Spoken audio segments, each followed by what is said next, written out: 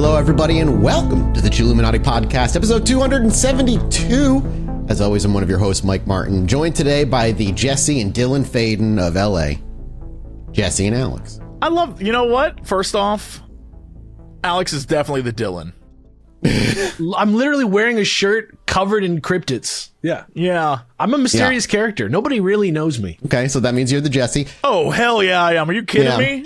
I'm flying. That's fair. I'm shooting guys. I'm throwing cans with my mind. Oh, yeah. He can't believe he's the boss of everything that he's the boss of. I showed up everybody for work knows who he is. My first day they put me in charge. It was crazy. Yeah, if I wasn't clear, I'm playing through Control for the first time. I'm almost done with it, actually. Is it the greatest game you've ever played? It's excellent, and Control is soft disclosure, obviously. I just like that every single thing in there is so readable and it's based on real, new agey stuff, all the way to quantum mechanics stuff. It's wild how it's all kind of it feels like it was written for me.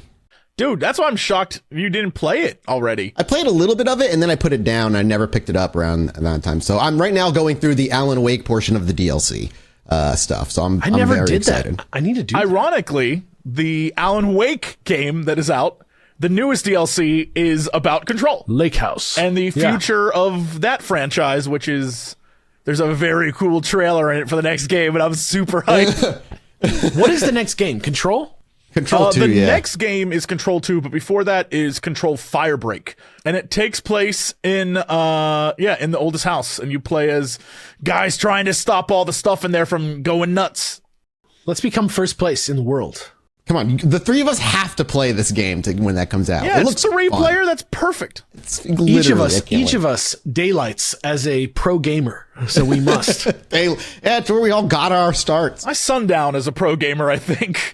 That's where I'm at now, yeah. I'm sundowning on it all. Look, it's sunny outside right now. It's beautiful out. It's 3 p.m. I know that. I can hear birds. It's nice. Thunderstorming for me, baby. Let's be honest. It's like a nighttime show. Oh, yeah, we want you to listen to this in the dark. Yeah. Thinking about us being in the room after with you. Work at night. Yeah. The time of day we record this in the mood does not reflect what I imagine the majority of people are listening to. Why is it that song? That's how I imagine. Look, there's at least one person out there who has banged to Chilluminati, and I want to let you know. Plenty. Thank you. Plenty of people have fucked to us. And I want, for those listening, he raised his hand, and I'll be honest, I am appreciative of that. Thank you. Thanks, bud. I want to know how many of our Patreons do it with the video version in the background. Hopefully not this one, because my camera is all the time. You're with me no matter where I go. 15 FPS version of me looking at you like, wow, what a nice dong. Look at you. Nice boobs. I'm like Max Headroom over here. It's rough. This is why we need your Patreon support so that we can get Jesse a new camera. Dude, Alex is going to get a new... You know what Alex needs? Alex needs a light because you guys are putting me to shame with the lighting. The lighting is just my monitor. Gengar's gone, dude. He is gone. Yeah, Gengar's blown out, man. Yeah, he's halfway through the Stargate right now. He's gone. Alex, what else can they do over at Patreon for us? Boy, what can't they do over at Patreon? Let me tell you this. Patreon.com/ChilluminatiPod used to just be a place that you go if you're a patron of the arts and you want to support a good podcast of honest dudes trying their best. But it evolved. Now, it's one of the coolest hangout spots in the entire city. And when you go down there, you're not just going down there, you're making a statement. Patreon.com/ChilluminatiPod isn't just a Patreon. It's a way of life. Take it from me. I love it. Ironically, your best sellout. Yeah? And you were doing it as a goof. I loved it. I would have immediately gone, be like, it is a way of life. There was a statement. There was 3 years from 1997 to 1999 where I could have written the ad copy for every commercial that was out there. I could have crushed that. Brian Wilson said, I'm not made for these times. I was made to be an advertising executive in the late 90s. I should have been there. Anyway, go to that Patreon. Keep us going. Boys, today's an exciting episode. We're going to go right to the main episode before we just meander into more nonsense. Have either of you heard of the Betz sphere? BETS? BETZ. No. Is this a new casino in Las Vegas, Nevada. All right, Alex, I genuinely thought you may have heard of it. Clearly you have not. Jesse, I didn't think you would have. No. The Betz sphere is today's topic. It's a fascinating topic that I'm curious where you all land by the end of it. See, in 1974, the Betz family discovered something on their property that would change their lives forever. A simple metal sphere found in the ashes of a Florida brush fire that defied the laws of physics, confused scientists, and led a family down a rabbit hole of mystery and conspiracy. The Betz sphere is our topic today. We're going to start. Yeah, you got questions already? Or do you want to, it's meant to elicit questions and curiosity. Ignore my facial expressions as I try to think. I'm thinking about, like, you said there was a fire and they found I'm just mentally gyrating over here, trying to, Keep pre-plan gyrating. My area of attack. Now, today's main sources. Can I just check in, ask you just a quick question Please. about it? Yeah. Just because this is all new to me. This family just found a random metal ball in the woods. That's what happened. You are not wrong. When you say it like that, it sounds stupid.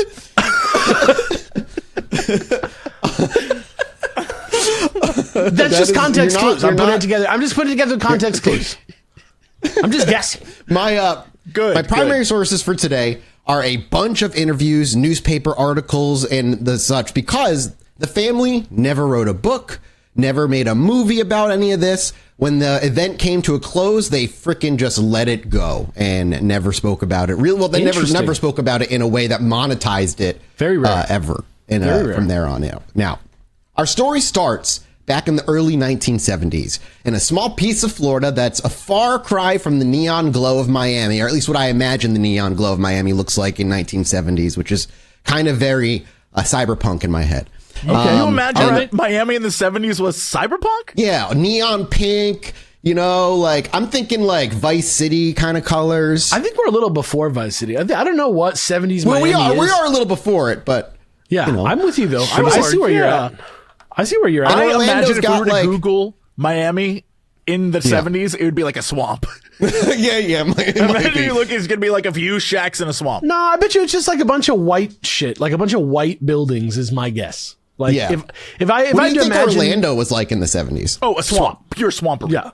100%. Pure swampery. Orlando literally wasn't really a major place till they built a Disneyland there, right? That's why he got it so cheap. That's why Walt got it on the cheap. It's just when a swamp did Disney land. World open in Orlando? 1969, 1970. Okay, so it exists at this point. I don't know, at this point. Yeah. Disney World's down That's there. all. I'm curious.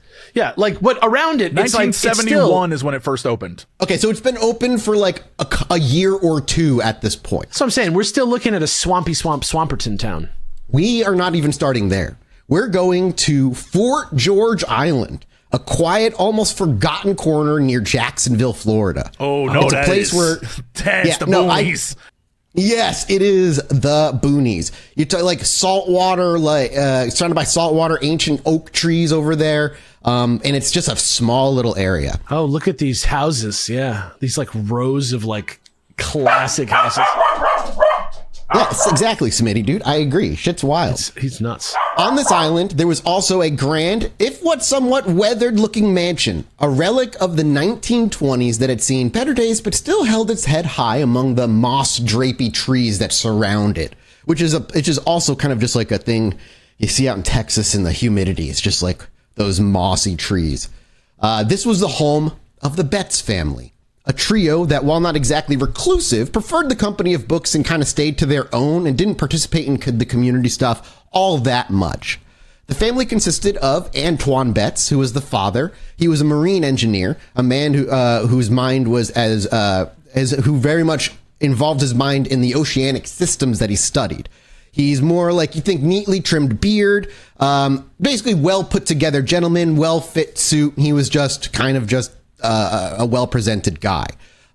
He had his own little workshop at home, and he even worked at shit at home all the time. His wife, Jerry Betz, was a force of nature in her own right, according to the community. She was a successful realtor. She navigated the ebbs and flows of the Jacksonville property market with a savvy that earned her both respect and a fair share of envy. And Jerry had a knack for seeing potential where others saw ruin, a talent that extended beyond real estate and into her nurturing of the family in their home. She very much loved to decorate and kind of redo their home often. I don't know. Sounds like a witch to me. A witch? The Bell Witch ain't here. It ain't the Bell Witch, all right? The Bell Witch is long gone. A little too confident for my taste, if you ask me. Then there was their son, Terry Betz. He was 21 years old at the time of the story. And Terry was a student, a musician, and what? What was the mom's name again? Jerry. And the son's name is? Terry. Okay, I just wanted to make sure that I heard that correctly. You are correct. Yeah, Jerry and Terry. Jerry and Terry. And what's the dad's name again? Terry. Antoine? Tom. He was Antoine. Antoine. Antoine's pretty close to Tom. And Tom. And Jerry. Tom. Jerry, Terry, and Tom. And Terry. And Terry. Jerry, Terry, and Twan. Weird Rule 34 son. No, Terry not Betz. Rule 34. Don't Rule do that 34 son. What are you talking about? Yeah. You said Tom and Jerry, but if they're married, they had the son, you get Terry. That's their rule. Who carried it? Who carried the kid? Shit. Okay, Tom all or right. Why are Jerry? you doing this to yourself? Holy cow. All right, we're here. I'm trying All to right, build audience. the lore. I'm trying to build the lore of these characters you created. You said Antoine's kind of like Tom and Jerry. They're married, therefore they would have had to have their child, Terry. Tom and Jerry are married, and they made Terry. I think we're gonna have a cursed image on our subreddit by the time this goes Always, because of you. Yes. The thing is, the guy's name it's is unfortunate. Antoine. It's not even Tom. All right. No, but you said Tom. All right. Anyway, I didn't say Tom.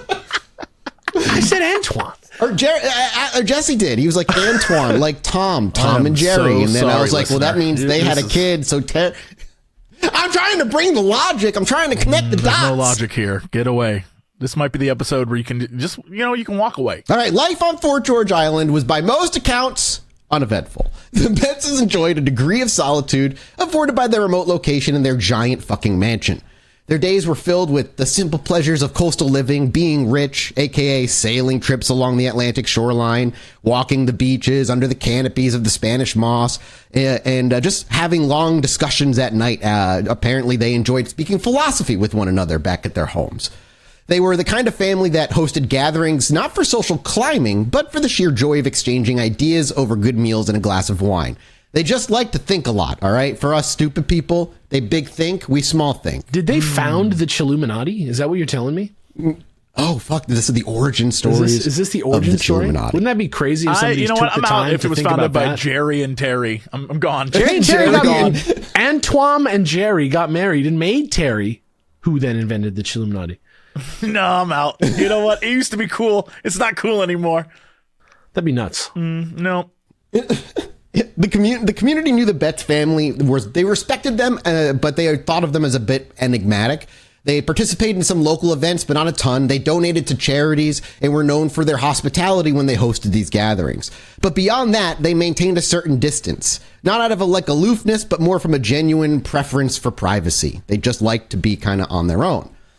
Antoine's expertise in marine engineering often proved valuable to local projects, from consulting on harbor developments to offering insights on environmental conservation efforts. And Jerry's real estate work helped shape the growing landscape of Jacksonville's outskirts, and she was known to mentor up-and-coming agents within the industry. And Terry, their kid, ever the idealist, was involved in various student initiatives, blending his love for science and the arts in ways that sometimes confused his elders, but confused his students, but impressed his elders. They liked how he would combine music and science. I don't know what that means. There was no Confused his students, but impressed his elders? Yeah, like the teachers were always impressed, but the students thought he was weird. It's like, No. hey, No. The minute you told me this kid's name was Terry, Jerry, whatever the hell his name is, and his mom has the exact same name almost, that kid was ridiculed. Terry. I know kids. I was a teacher. They destroyed that poor kid. Yeah. I don't think That's why I think teachers that's liked him. They were like, I feel bad for him. He's smart, but his name nobody rhymes with likes his him. mom's name. Sorry. You know that type of kid. His name rhymes with his mom's name. I'm sorry. regardless for the Terry's weirdness, they were in a lot of ways, they kind of embodied the American family ideal. Hardworking, thoughtful, successful, well-off, and overall unassuming. But anyone who's ever looked into the story of this family knows that they were in line for their normal lives to be shaken up rather drastically. The story begins with a simple walk across their fire-scorched property. There was a brush fire recently around that time that scorched 80 acres of their property at the time, along with a bunch of other fucking land outside of their property. What percentage of their land was that? That's a very fucking good question. That was never provided in any of the interviews or things I read. It seemed like it was fucking tragic. It didn't ruin the family financially, but it definitely was not, like, it was a lot of work. Like, I'm looking at a map of this island and, like, it's a sliver. Like, there's not a lot of, like, 80 acres. I feel like that's a lot. I feel like that's bad. That would be bad. I'm also seeing that it's close to Tate's Hell State Forest, which is a cool name for a state forest. Tate's Hell State Forest and Apalachicola. I have some details here for the brush fire, in case you were curious. It was in 1974. The brush fire swept through parts of Fort George Island, affecting the Betz family property. The exact cause of the fire is not definitively documented in historical records or contemporary news reports. We can consider things like they consider like natural causes, like lightning strike maybe did it. Maybe there was an accidental ignition by a human in some way, either a discarded cigarette, campfire, machinery sparks, or just a controlled burn that happens often, gone awry and just kind of lost control. But nobody knows what the actual reason for it is, that it was. And in the case of the Betz property, there's no specific indication whether the fire was caused by natural phenomena or human actions, but they lost approximately 88 acres of land. And it's when they were out surveying the property is when the kind of this event begins. So they were they were walking the next day after it all was finally died down, and it swept through their lands. And on a clear afternoon, Terry Betz decided to survey the damage alongside his mother, Jerry, and his father, Antoine. As they walked through the desolate terrain, the crunch of burnt foliage you imagine kind of underfoot, the smell of that burnt foliage as well. The once vibrant greenery now reduced to shades of gray and black, the family contemplates a long road to recovery for their beloved estate. But amid the devastation, something unusual catches Terry's eye. A glint of light reflecting off of a smooth surface that seemed out of place amongst the ashes. Approaching cautiously, he discovers a shiny metal sphere, nestled improbably among the charred remains. It's about the size of a bowling ball, roughly 8 inches in diameter. It was flawless, with a polished surface that appears untouched by the surrounding fire. What they mean by flawless is there were no seams, at least obvious seams, in the ball itself. So it wasn't like two halves of a sphere welded together. Right. Okay. Correct. It was just a completely smooth ball. Terry called out to his parents to come take a look at what he'd found, and Antoine and Jerry made their way over. And the three of them stand puzzled around this unexpected find. The sphere, like I said, is completely seamless, devoid of any markings or inscriptions except for one thing. A peculiar, elongated triangle etched subtly into its surface. Antoine, ever the engineer, picks up the sphere, noting its surprising weight. The sphere ended up being about 21 pounds. He examined it closely. How big is this sphere? 8 inches in diameter. So, like, huge, like really big, like it's like a bowling ball size. 6 would be like just huge, you know? I'm so confused. Good. You're confusing the fuck out of me. Good, buddy. Good. So the father picked it up. He wanted to examine it, and he said he thought it was stainless steel, but he didn't understand why it was out here.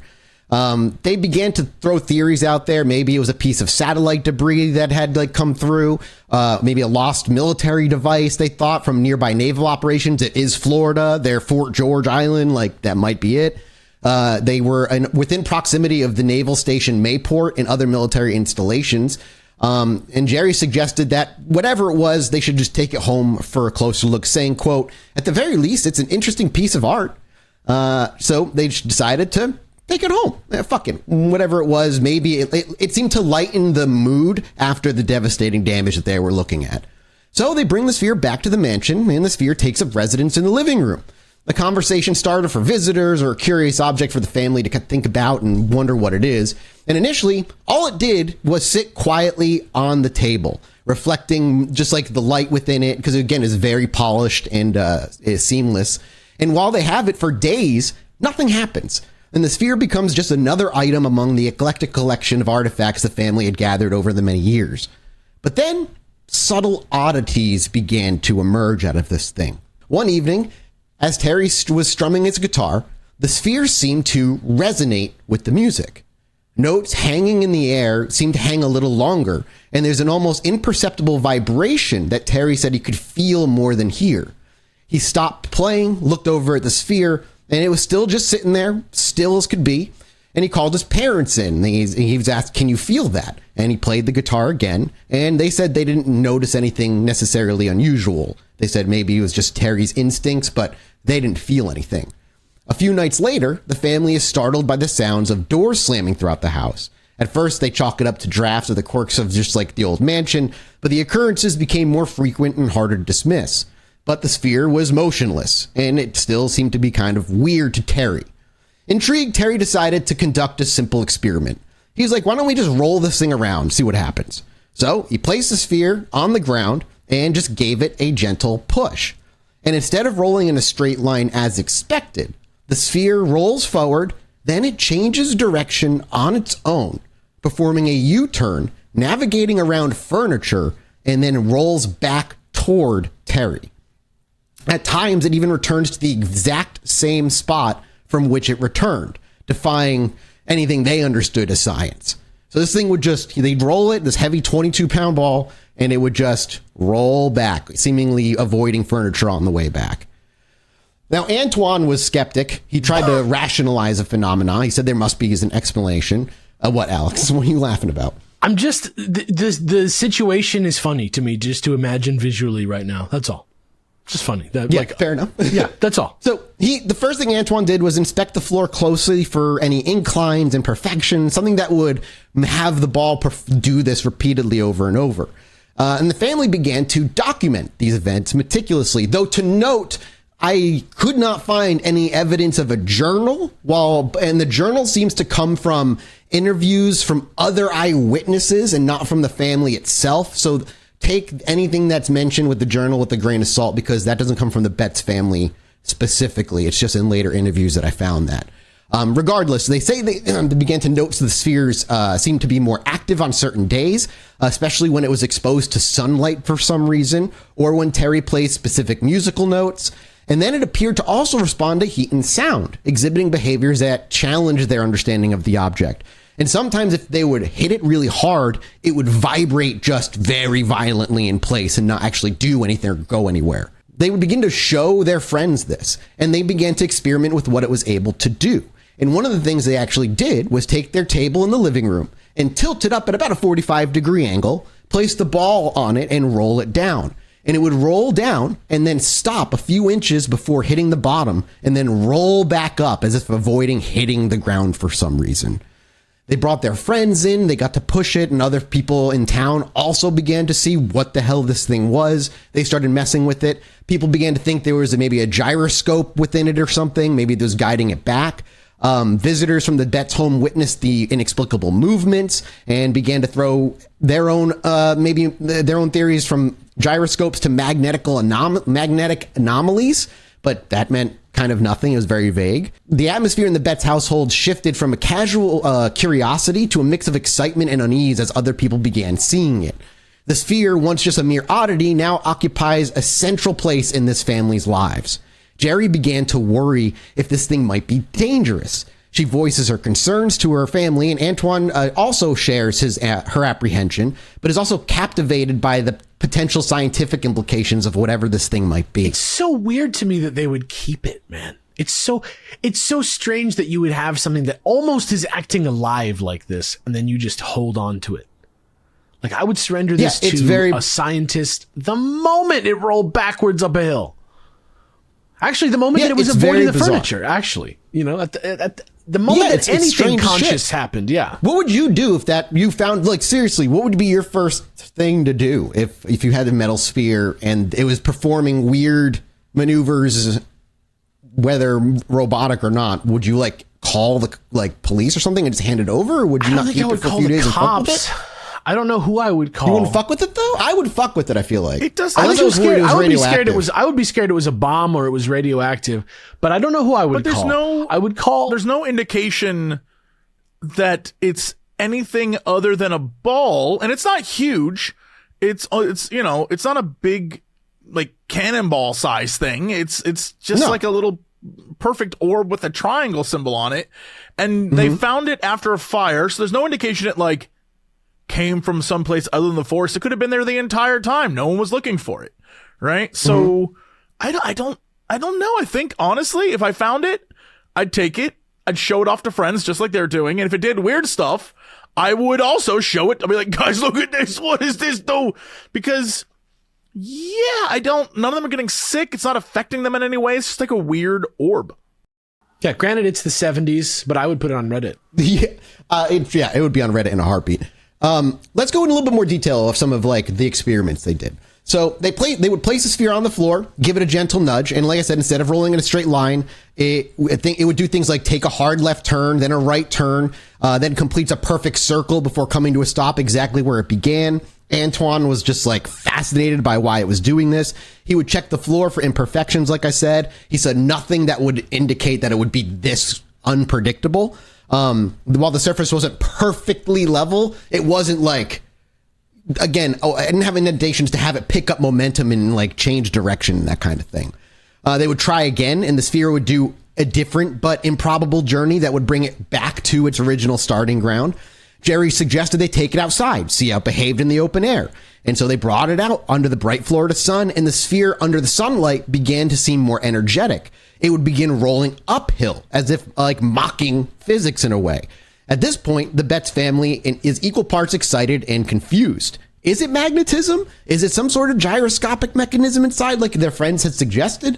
Antoine received a magnet to test his theory, but the sphere did, in fact, react.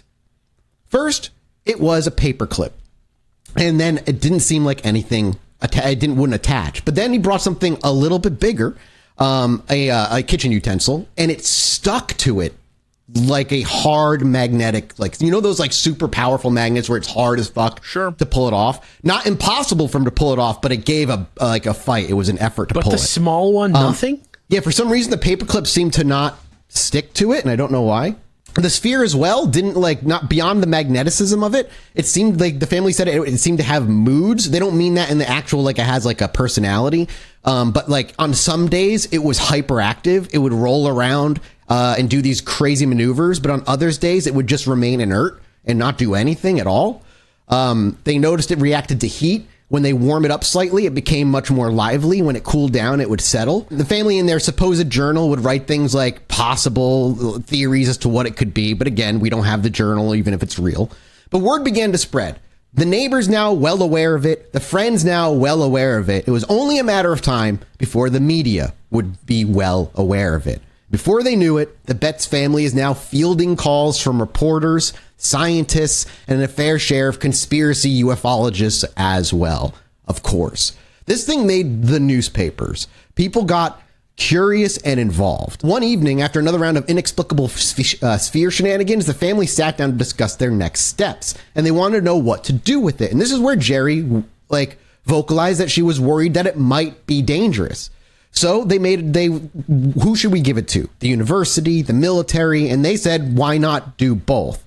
They decided to reach out to several institutions, casting a wide net in hopes that somebody would come over, test this thing, and provide an answer. They contacted the Naval Air Station in Jacksonville, given its proximity to and the resources. It was real close. They also reached out to academic experts, metallurgists, physicists, anyone who might shed light on their increasingly bizarre item.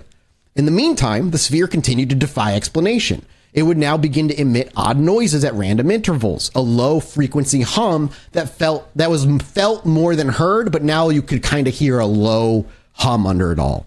They said sometimes household objects would vibrate in sympathy with it, as if the sphere was causing vibration in the items near it. Hey, you like that word?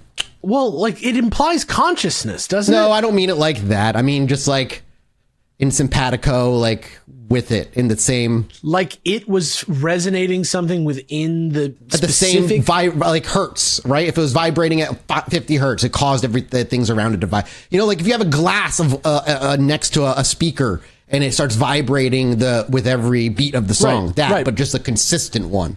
Yeah, the notion is that the sphere is not causing emotions. I'm not implying emotions. Haunting is not where we're going with this. So we're not going into the haunting world. Okay, but what you're saying is that the sphere was seen to be causing this in the other appliances, right? Yes, correct. The sphere was the thing causing the humming. Intelligence or life within the sphere. It's just a thing that does stuff. Very much so. There's no implication that it's alive. They don't even, the family itself doesn't think it's alive. Again, the mom more worries that it could be a weapon like that they have in their house and they don't know, like it could be a dud explosive. She is worried about that kind of thing. And that's where they start reaching out. So as they wait for their response, they're like, what the fuck do we do with this thing? So they just keep running experiments with this thing basically the entire time. Because they're the science family is what you're saying. They're the ones who are like, well, we should check it out. Yeah, they were just like, what the hell is it? Let's fucking mess around with it. So now with everybody with the media around, an article hits the presses with a headline that caught everybody's eye. Mystery sphere baffles family. Is it from outer space? The public now was wildly captivated. Immediately imply aliens, especially in the 70s, it was just immediately took fervor amongst the people. Because this was a time rife with curiosity about the UFOs and the unknown, fueled by space exploration still being recent and a burgeoning interest in the UFO phenomena from the 40s. And as the media descended upon the Betz residence, the family's once private life became, as it always does with people who get mixed into this world, a flurry of interviews, people hanging out around their house, wanting to get a look at it. Strangers knocking on their door, asking to see the sphere in action. Their lives were now upended in public.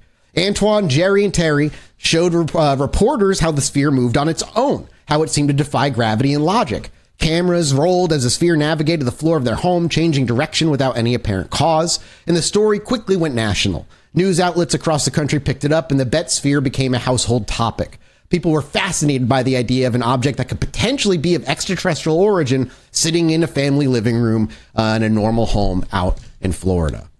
And with all the media attention, it wasn't long before the scientific community and the military did take notice. The Betz family received a call from the U.S. Navy expressing interest in examining the sphere. And given their proximity to the naval station Mayport, it made sense. The family agreed, hoping that the Navy's resources could actually provide the much-needed answers that they had hoped they would have. They just made them make one promise. Give us the sphere back when you're done. That's it. That's all the family wanted. Run all the tests you want, we want it back. That's all.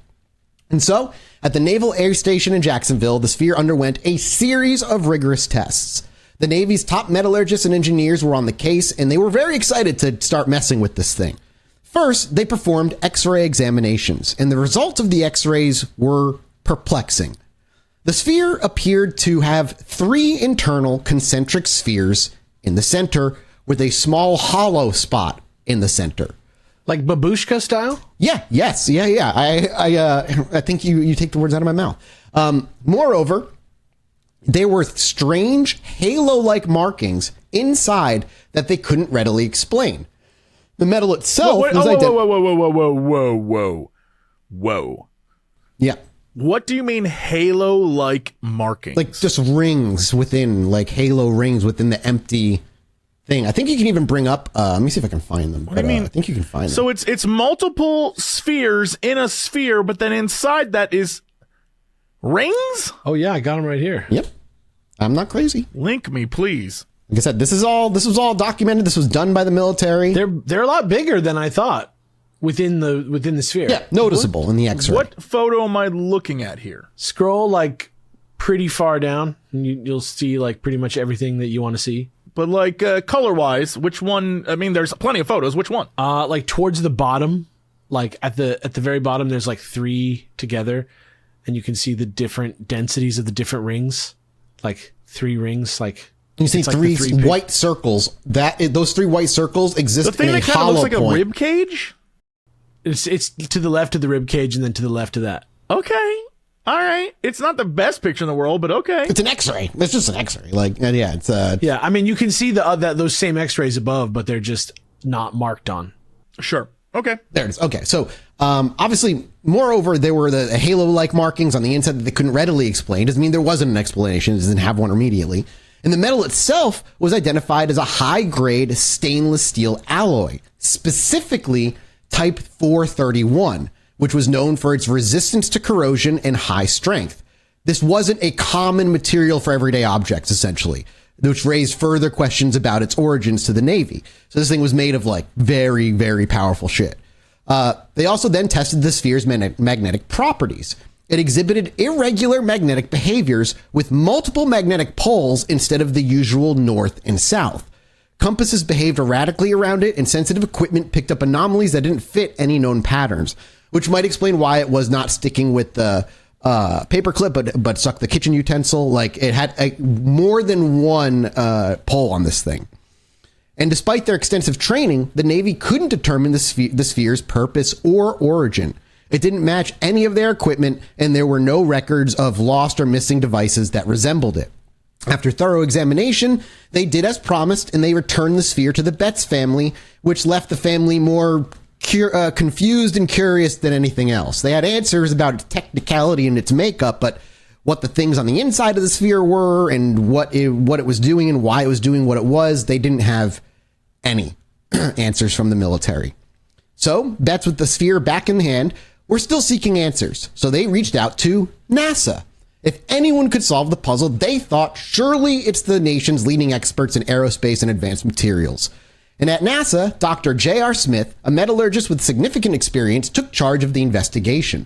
He confirmed the Navy's findings regarding the sphere's material composition and internal structures. The seamless nature of the sphere's construction fascinated him as well, which I forgot to put in the part with the military. They were also confirmed that it is seamless. There is no seam where this thing was like welded together in any way. Yeah, this is crazy. And honestly, these images here, they're from the Astonishing Legends podcast. I guess great podcast. I guess they got like exclusive images from the Betz family. And that's where we're looking at these x-rays? Provided it's by the family to the show? It's amazing. That's cool shit. This is fascinating. See, this is why, like, I it's one of those topics I had heard way back in the day, kind of forgot about, recently came across again a couple months ago. I was like, oh yeah, we got to do an episode on the fucking Betz sphere. So it's a one-off. The reason that these x-rays look so weird is because it is seamless for the most part. Yep. It's just there is no welding. That's another weird part for it. So the seamless nature of the sphere fascinated this guy as well. Creating a hollow sphere without any visible joints or seams is an engineering feat even by today's standards. You have to understand, like, to create a hollow pocket in there seamlessly is like fucking, how the hell do you do that? I know there's ways. It's not impossible, but it says it's just like, it's difficult. Dr. Smith considered the possibility that the sphere might be a piece of space debris, perhaps an old satellite component that survived re-entry. However, this theory didn't hold up under the scrutiny.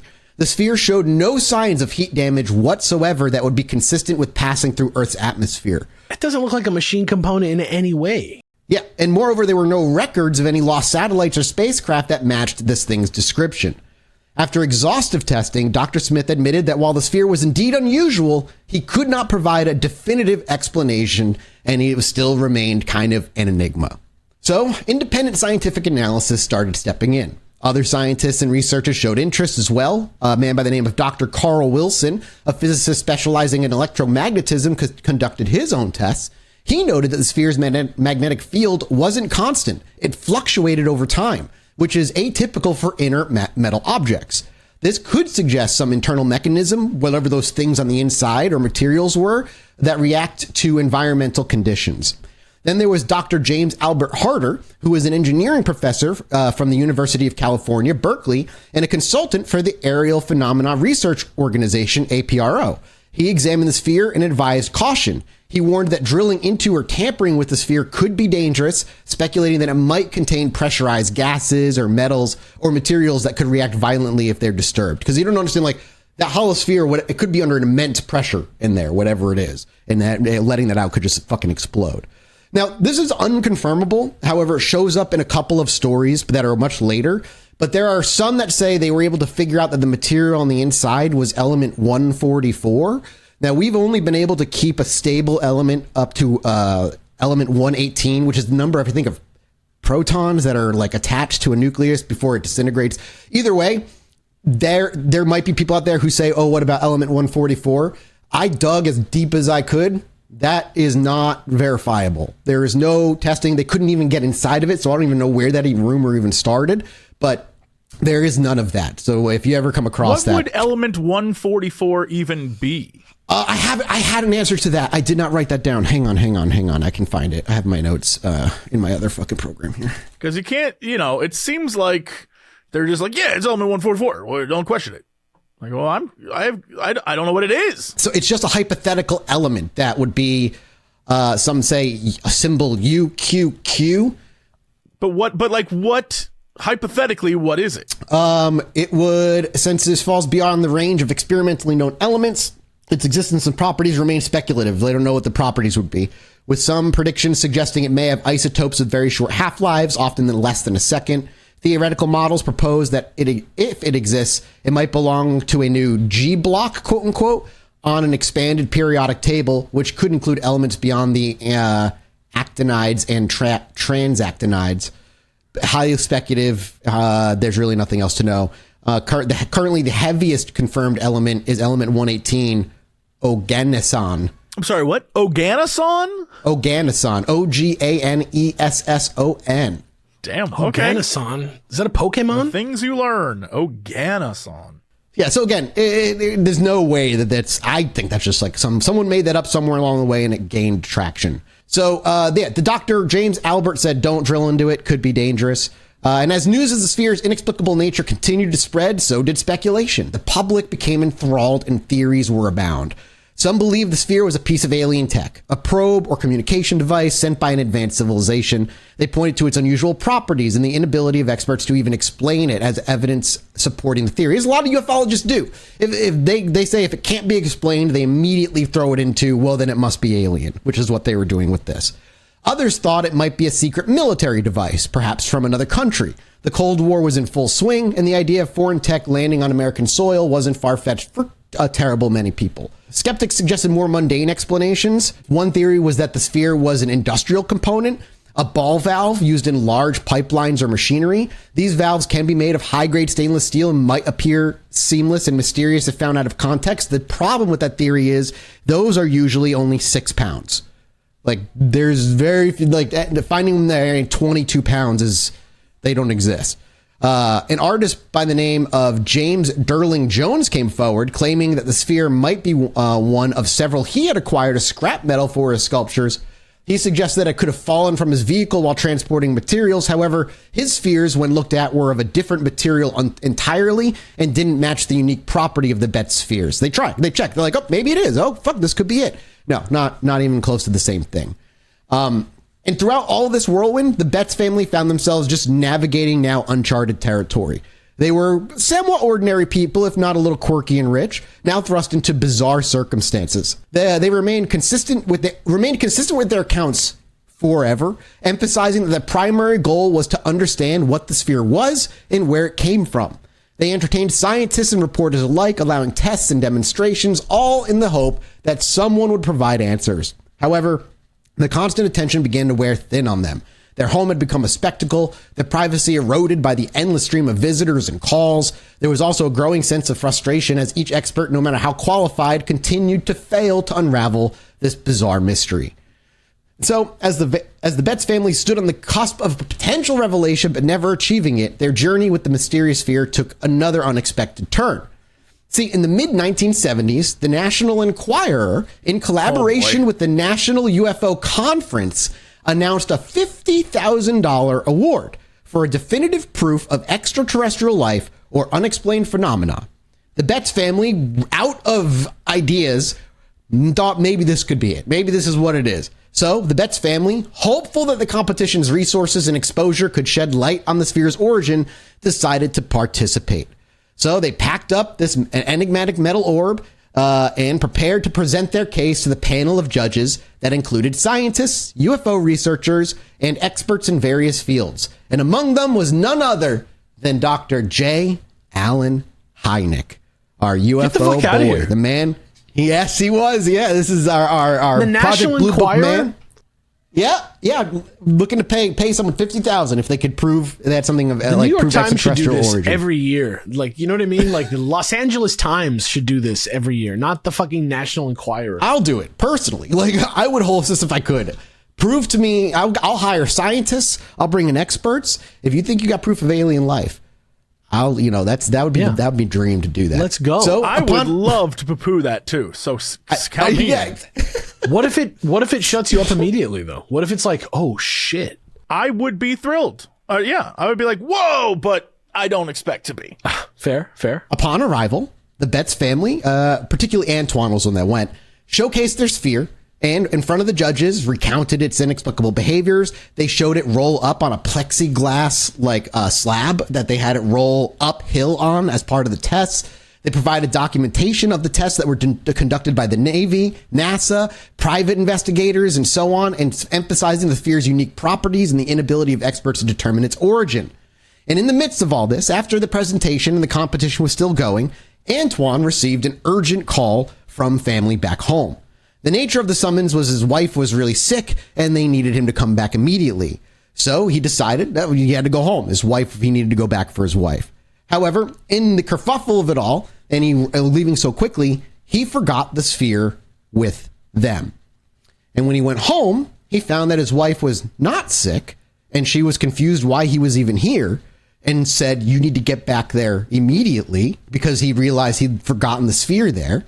And when he went back for it, just as he expected, or as we might expect rather, the sphere was gone. Disturbed by the development, the family sought answers. They contacted the event organizers, who provided little information, claiming that the matter was out of their hands. And determined to reclaim the property, the family reached out to various government agencies, navigating a labyrinth of bureaucracy, essentially, and people deflecting them constantly.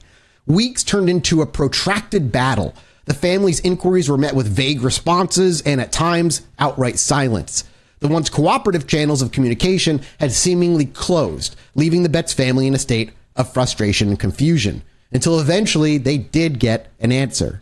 Apparently, J. Allen Hynek had taken the sphere for himself and took it back with him to the government, where they were going to run more tests on this thing, and they were going to... J. Allen Hynek just took the fucking ball? Yep.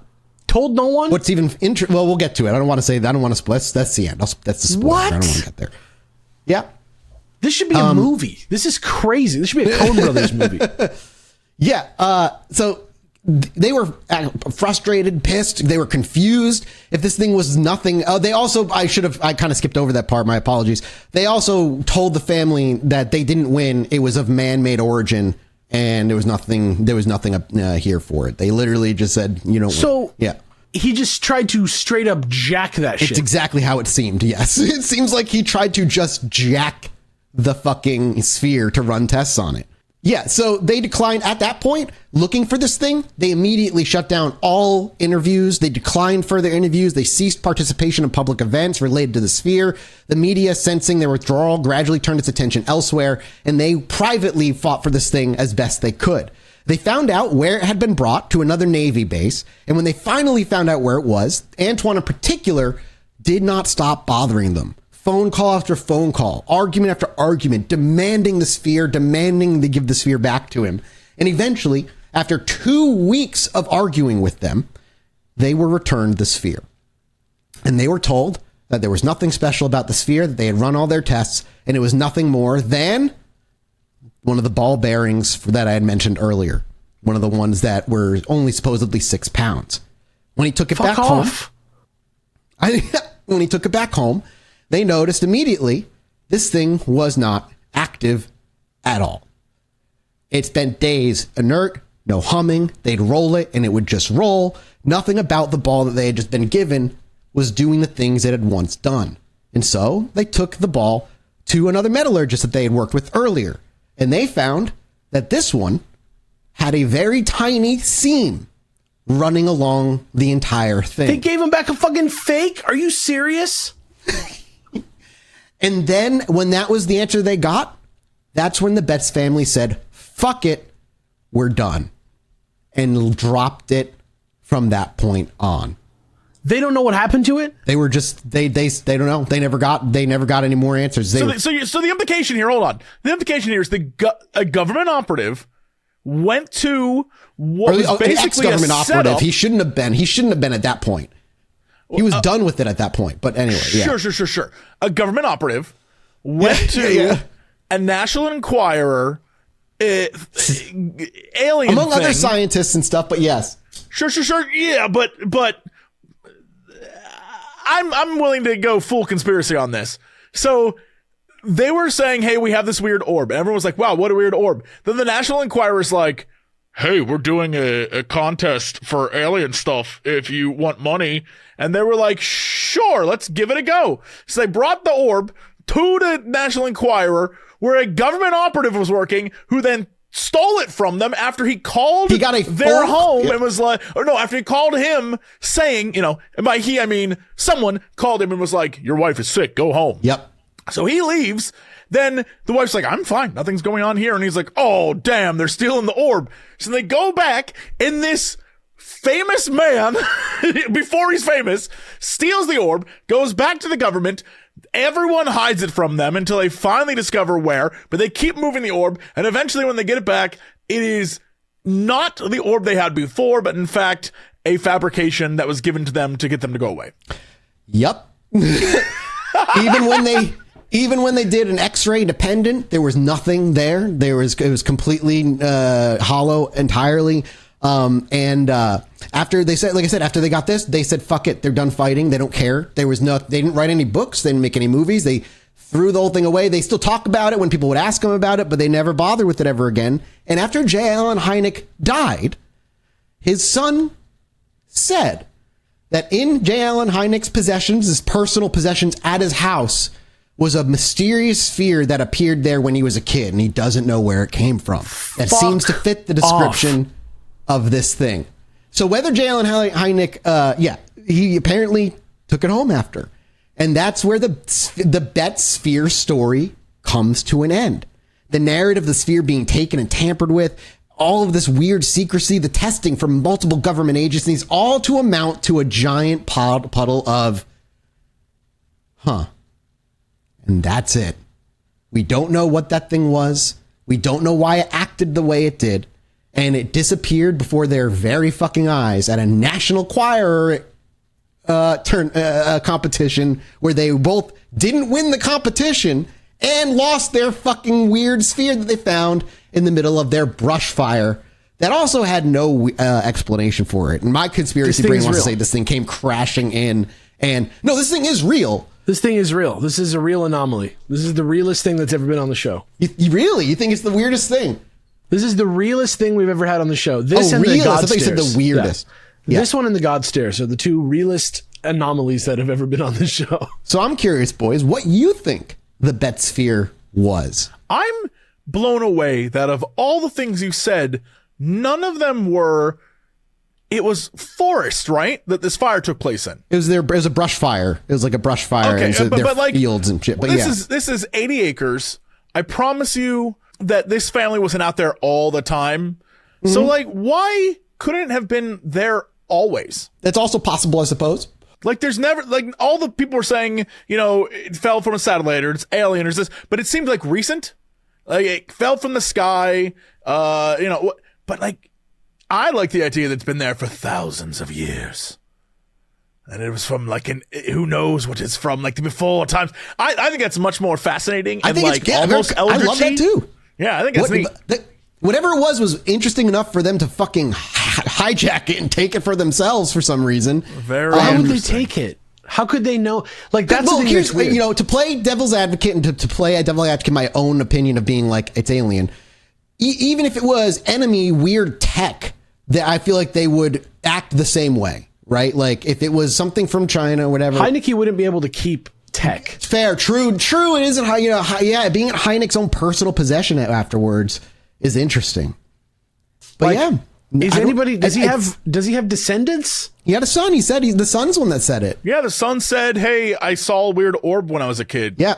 He said he says look something like that in his dad's personal possession. That's all we have of any evidence that it's there. We don't know where it went. Now the government insists they didn't take it, and that the orb they gave them was the orb that they received, and that it was a big hoax and it was man-made. But that discounts the tests that were done by NASA and the Navy and reporters and the X-ray. It goes against everything that we know to be true prior to that. And it being a ball bearing, if it was a ball bearing, it was like fucking 3 times heavier than most of them were for what their purpose was. So what the fuck is it? Why it was moving like that? We'll never know. And I think that's what's so fucking weird about it is that there is no answer for this. And the family didn't go off to try and get like book deals in movies, and almost probably because they were already well off in and of themselves. I imagine this was something that was just genuine curiosity. It seemed like, so like, I don't know, I don't know. What do you think it was, Alex? It feels like the sphere crashed and caused the fire. That's what it feels like to me. I'm just now what I going find down fascinating is that's also not a theory that was ever put out there. Yeah, it seems like the implication is that because they said lightning they don't ever or whatever, talk about it. Yeah, what if the sphere fell from the sky and caused the fire? Because he said it had no evidence. Remember, they did the test to see if it was satellite debris, and there was no evidence of scorching or burning marks on this thing that would be that they would get entering the Earth's atmosphere again. Like there was no marks that it had been burned at all. It was completely seamless and smooth and shiny as shit, and it was not jagged as well. Like I don't know, and it said, but that's what I mean. I don't know. Did you know that Hynek's son invented the Predator camo from the movies? He's won Oscars for special effects. That's okay. I did not know that. That's fucking. He's taking his dad's alien tech and just going to be a movie maker. Soft disclosure. Soft disclosure. Dude, Hynek died of a brain tumor too. Yeah. Maybe he was around a lot of radioactive shit. Maybe he had a fucking sphere in his house that radiated him, dude. Well, I feel like he would have tested for radioactive shit in that. But either way, that's where the story of the Betz sphere ends. And one of the more weird... We got to track that down. I would love to find it, but what are we going to do? Reach out to the Hyneks? It's a family pass-me-down, right? Yeah, I guess. I don't know what happened to it. He lives pretty close. It's just that one offhanded comment. I could jump on the freeway. It's a cool story because it's real. We don't know what it is, and now it's gone. And that's it. That's the end of the Betz sphere mystery, boys. I hope you enjoyed today's episode. Joel, if you're out there, Joel Hynek, if you're out there, please. Oh, I was like, who's Send Joel? us your father's sphere. Please, us your father's sphere, Joel. Send us your father's sphere. We're off to go do a mini-sode over at patreon.com/Chilluminati pod. Thank you guys so much for supporting us. We appreciate you. We love you. Goodbye. Bye. Anyway, me and my wife were sitting outside indulging on our porch one night, enjoying ourselves. I needed to go to the bathroom, so I stepped back inside, and after a few moments, I hear my wife go, "Holy shit, get out here." So I quickly dash back outside, and she's looking up at the sky in awe. I look up too, and there's a perfect line of dozen lights traveling across the sky.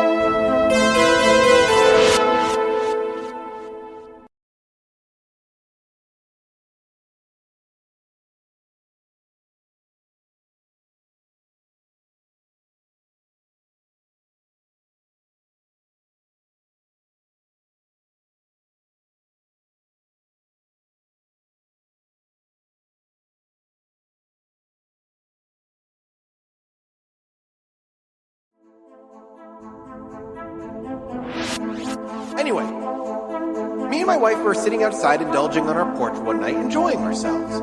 I needed to go to the bathroom, so I stepped back inside, and after a few moments, I hear my wife go, "Holy shit, get out here." So I quickly dash back outside, and she's looking up at the sky in awe. I look up too, and there's a perfect line of dozen lights traveling across the sky.